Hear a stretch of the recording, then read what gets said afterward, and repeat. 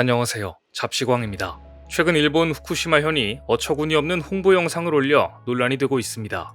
후쿠시마현은 매년 약간만 내용을 바꾸어 후쿠시마는 안전하다는 홍보 영상을 만들고 있는데 이번에는 비교 대상에 서울이 들어간 것입니다. 영상에서 논란이 된 부분은 세계 주요 도시와의 공간 선량률 비교라는 항목입니다.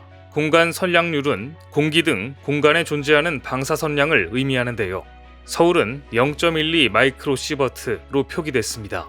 일본의 주장에 따르면 이 수치는 후쿠시마현과 동일하고 후쿠시마 제1원전이 위치한 오쿠마 지역을 뺀 나머지 지역들보다 높은 수치라고 주장했습니다. 그런데 여기서부터 억지가 시작됩니다. 일단 오쿠마 지역은 정확한 값 대신 0.09에서 4.03이라는 범위로 표기했는데 어떻게든 특정 시간에는 서울보다 낫다는 메시지를 담고 싶었던 것으로 보입니다. 일본 대사관은 날씨 등의 차이에 따라 방사선량이 변동한다면서도 일본의 후쿠시마, 이와키, 도쿄의 공간 선량률은 해외 주요 도시와 동등한 수준이라고 주장했는데요. 하지만 전문가들은 비교 방법이 완전히 틀렸다고 지적합니다. 후쿠시마현이 주장하는 자연 선량률은 문제의 본질과는 상관없는 것으로 단순 비교는 과학적 근거도 없고 아무런 의미가 없다고 말합니다. 비교를 하려면 방사성 오염토, 연안에 있는 해조류, 갑각류, 어패류 이런 것들의 수치를 비교해야 하는데 일본은 의미 없는 공기를 비교하고 있으며 오염 가능성이 큰 토양이나 지하수 등의 방사능은 측정하지 않기 때문입니다. 게다가 공간 선량률 측정 수치만 공개하는 일본의 속내는 상대적으로 자신들에게 유리한 수치만 공개해 어떻게든 후쿠시마가 안전하다는 착시 현상을 만들려는 억지가 그대로 드러났습니다. 그간 일본은 비슷한 억지를 자주 부려왔습니다. 몇 가지 사례를 살펴보면 첫째, 기시다 총리는 의회에서 한국도 방사능 액체 폐기물을 바다에 내보내왔다고 주장했지만 정상 운용 중인 한국 원전에서는 거의 배출되지 않았습니다. 더구나 일본은 오염수를 희석하고 걸러서 방사성 물질을 기준치 이하로 낮추어 방류할 것이다. 한국도 이미 그렇게 하고 있다. 이렇게 주장했지만 이것도 사실이 아닙니다. 한국의 경우 지난해 고리원전, 월성원전에서 액체 폐기물을 바다로 내보낸 것은 사실입니다. 그러나 문제는 세슘이나 스트론튬과 같은 더 위험한 방사성 물질들입니다. 정상 운용 중인 한국 원전에서는 이 같은 위험한 방사성 물질들이 거의 포함되어 있지 않습니다. 비율로 보면 0에 가깝습니다. 상식적으로 사고로 인해 파괴된 원전에서 나온 오염수와 정상적으로 운영되고 있는 원전에서 내보낸 물이 같을 수가 없습니다. 후쿠시마에서는 엄청난 양의 방사성 물질이 유출됐고 그 오염수를 그동안 계속 모아두었습니다. 일본은 세슘이나 스트론튬은 특수한 장비로 걸러내서 문제가 없다는 주장의 근거로 탱크 몇 개에서 뽑아낸 오염수를 통해 표본 조사라며 내밀었습니다. 하지만 어떤 탱크의 오염수를 걸러냈는지조차 밝히지 않고 있습니다. 다른 것도 아니고 방사능인데 이런 정확하지 않은 표본 조사로 안전을 보장할 수 없다는 게 전문가들의 주장입니다. 이것이 바로 이 문제의 핵심입니다. 일본은 탱크 안 오염수를 서로 섞어서 방사능 농도를 비슷하게 맞춘 뒤 검사에 내보낸다는 계획도 세웠는데 탱크 숫자만 지금까지 1,066개입니다. 전체 부피는 137만 세제곱미터이며 양도 많고 어려운 작업이라 지금 인력과 예산으로는 어림없다는 지적이 많습니다. 피폭 위험 때문에 대규모 채용도 어려워서 외국인 노동자 고용을 확대하는 정책을 펴고 있지만 실효성이 없다는 비판이 일본 내에서도 나오고 있는데요. 그런데 이렇게 후쿠시마 오염수 배출에 대해 국내외 비난을 받고 있는 상황에서 일본 언론이 후쿠시마 방사능 오염도와 서울의 방사능 수치를 제대로 비교할 수 있는 근거 자료를 공개하자 일본 정부는 당혹감을 감추지 못했습니다.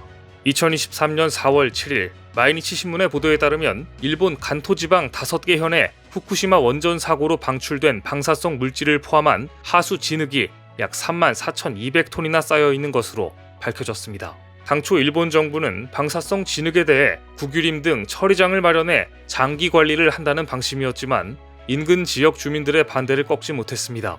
결국 이 방사능 진흙은 처리 방법을 찾지 못해 34,300톤이나 쌓여 방치되고 있는 것인데요. 일본이 정말 제대로 된 방사능 비교 측정을 하고 싶다면 서울에서 토양을 채취하고 일본에서 방사성 진흙을 채취해 수치를 비교한다면 정확한 비교라고 볼 수 있을 것입니다. 물론 일본이 원하는 방향과 정반대의 결과가 나올 것이라는 사실은 굳이 실험을 하지 않아도 알 수 있습니다. 더구나 일본이 추진 중인 방사능 오염수 방류 역시 차질을 빚고 있습니다. 지금 보시고 있는 것이 사고가 났던 후쿠시마 원전 1호기 내부입니다. 두꺼운 콘크리트가 떨어져 나가 철근이 그대로 드러나 있습니다. 방사능 오염 물질들이 물속을 어지럽게 떠다니기도 합니다. 바닥에는 흙덩어리처럼 보이는 물질들이 뭉쳐 있습니다. 오염도가 무척 높은 방사성 잔해 덩어리인 데브리들입니다. 도쿄전력에 따르면 바닥에 쌓인 데브리만 수백 톤에 달하는 것으로 전해졌습니다. 문제는 이 데브리를 제거해야 오염수가 추가로 나오지 않게 된다는 점입니다. 도쿄전력은 내년 하반기쯤 데브리 시범 제거 사업에 나설 것으로 보이는데요. 제거 작업을 시작한다고 해도 그 양은 극소수에 불과할 것이라는 전망입니다. 이 문제는 어쩌면 영원히 해결할 수 없을지도 모릅니다. 데브리가 먼저 없어질까, 일본이 먼저 없어질까라는 질문의 답은 지금으로서는 일본이 정답이 될 가능성이 높습니다. 이런 상황에서 얼마 전 IAEA는 일본의 오염수 방류와 관련한 4차 보고서를 공개했습니다. 이 보고서를 두고 일본 언론들은 IAEA가 보고서에서 일본 당국의 방류 감시 체계는 신뢰할 만하다고 평가했다라고 보도했지만 이것은 사실이 아닙니다. 얼핏 보면 일본에 유리한 방향인 것처럼 보이지만 실상을 들여다보면 그렇지 않습니다. 일단 원문에 보면 방류 모니터링이 신뢰 가능하다라는 표현은 없습니다. 그저 임무를 수행하기 전과 수행하는 동안 제공된 정보를 바탕으로 조사단은 도쿄전력의 환경 모니터링 프로그램을 더 잘 이해하게 됐고 포괄적이라는 데 동의했다라고만 되어 있습니다.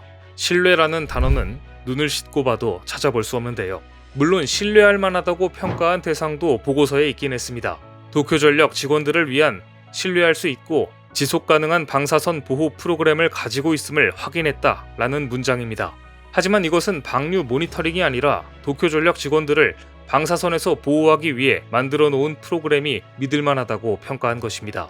이 두 가지 문장을 교묘하게 짜깁기해서 도쿄전력의 환경 모니터링 프로그램은 신뢰할 수 있다라는 거짓말이 완성되었습니다. 전문가들은 IAEA가 일본의 방류 감시 체계에 대해 포괄적이라고 평가한 것은 해당 프로그램에 일본의 여러 기관이 다양하게 참여하고 있다는 정도의 의미라고 설명합니다. 방류 감시 체계의 안정성을 평가한 의미가 아니라 다양한 기관이 참여했다는 사실관계를 있는 그대로 인정했다는 정도의 표현이라는 것입니다. 오히려 IAEA의 중간 보고서는 일본이 뼈아플 만한 곳을 날카롭게 지적했습니다. 방류 후에 방사성 물질의 영향을 따져보는 계획 가운데 해안 3km 근해에서 잡힌 물고기 섭취량을 제외한 데 대한 더 개선된 설명이 요구된다는 대목이고 생물체 내 유기결합 3중 수소의 형성 과정의 불확실성에 대해 명확한 설명이 필요하다는 대목입니다. 하지만 IAEA는 이 같은 보충 설명 요구가 도쿄전력이 국제안전표준을 준수하는지 여부를 가리는데 영향을 주는 것은 아니라며 최종 보고서를 곧 발표하겠다고 했는데요. 과연 최종 보고서의 내용이 얼마만큼 신뢰를 얻을지 의문입니다. 사실 IAEA가 마냥 믿을 수 있는 기관은 아닙니다. 보고서의 내용이 오락가락하기 때문인데요. IAEA에 엄청난 분담금을 내는 것으로 알려진 일본의 위상이 최근 들어 중국에 추월당했기 때문입니다. 일본은 올해 IAEA 예산 가운데 7.8%에 해당하는 금액을 분담했습니다. 미국, 중국에 이어 일본이 세 번째로 비중이 높았습니다. 그런데 일본이 IAEA에 지불하는 분담금 비중은 최근 10년 사이 꾸준히 줄고 있습니다. 특히 일본 정부는 오염수의 방류를 결정하고 절차를 밟기 시작한 2021년 이후에도 분담금 비중을 줄였습니다. 반면 중국은 원자력 발전을 확대하면서 분담금 비중도 적극적으로 늘리고 있고 최근 오염수 문제로 일본과 공개적으로 충돌까지 했습니다. 4년 만에 해양협의차 대면한 자리에서 중국은 일본이 방사능 오염수 문제로 인류 전체에 위험을 전가하고 있다고 비난했습니다. 이렇게 분담금 2위, 3위인 나라들끼리 분쟁이 발생하다 보니 IAEA 입장에서는 마냥 일본 편만 들 수도 없는 형국입니다. 한편 한국에서는 일본의 오염수 방류에 대비해 전국 학교 급식실에 방사능 측정기를 지원하고 있습니다.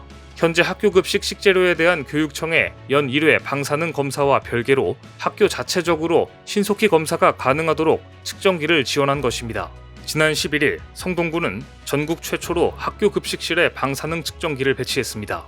현재 55개 급식실 중 35개 교에 지원되어 63.6%의 보급률을 달성했습니다. 앞으로 방사능 측정기를 전국적으로 확대할 계획인데요. 적어도 우리 아이들이 입에 들어가는 식품은 방사능에서 안전했으면 좋겠다는 상식적인 소망을 기원해봅니다. 오늘 준비한 소식은 여기까지입니다. 댓글을 통한 여러분들의 많은 의견 기다리겠습니다. 시청해주셔서 감사합니다.